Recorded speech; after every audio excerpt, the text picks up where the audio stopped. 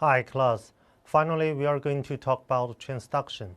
Again, transduction means that a bacteriophage serves as a carrier to exchange DNA from the donor cell to a recipient cell. There are two steps in this process. First, bacteriophage infect the donor cell and some of the new viruses particle get the donor's DNA.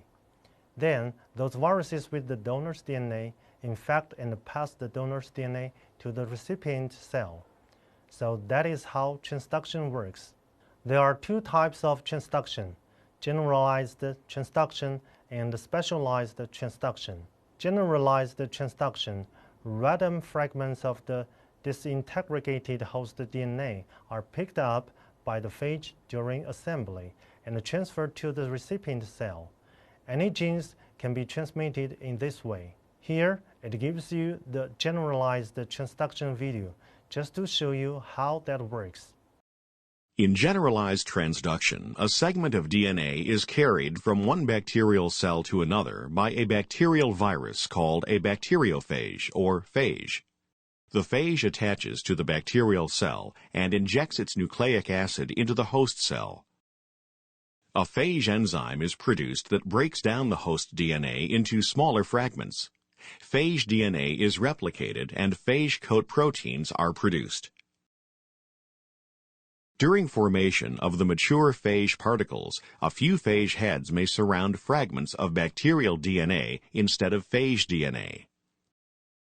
The phage particle carrying the bacterial DNA infects another cell, transferring the bacterial DNA to the new cell.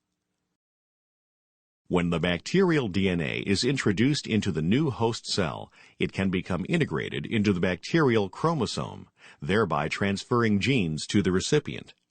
This cell then multiplies and carries new genetic material. Okay, this just shows you the generalized transduction.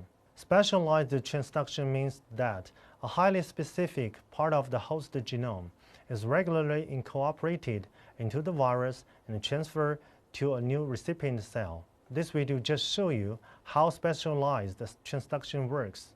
Specialized transduction involves the transfer of only a few specific genes from one bacterial cell to another by means of a phage. The lambda phage, which infects E. coli, is a well-studied example of a specialized transducing phage. When lambda phage infects E. coli, the phage DNA enters the cell and then integrates into a specific site on the host chromosome. When an E. coli culture carrying the lambda phage is induced, phage particles are produced. On rare occasions, a piece of bacterial DNA, for example the GAL gene, near the specific site of insertion remains attached to the phage DNA and a piece of phage DNA is left behind. The phage that develop are defective because they do not carry the entire phage genome but can still infect other cells. The defective phage can attach to another bacterial cell and the DNA can be injected. Both phage and bacterial DNA now become integrated into the new host chromosome. Only bacterial genes located near the site of integration of the phage DNA can be transduced, hence the term specialized transduction. Okay, this shows you the generalized.